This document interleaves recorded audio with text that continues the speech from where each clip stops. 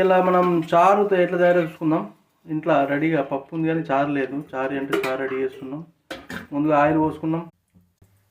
తర్వాత మళ్ళీ ఇందులో మనం ఆవాలు వేసుకున్నాం, జీలకర్ర అట్లనే సన్నగా వేయగలం మామ. సన్నగా వేగిన తర్వాత అందులో ఎల్లిపాయ, చిన్నగా కట్ చేసిన మిరపకాయ, అవి కొంచెం వేగాలి. వేగిన తర్వాత కొంచెం ఉప్పు వేసుకోవాలి లైట్గా, కొంచెం అంత కళ్యామాకు వేసుకోవాలి, కొత్తిమీర గుప్పడంతా.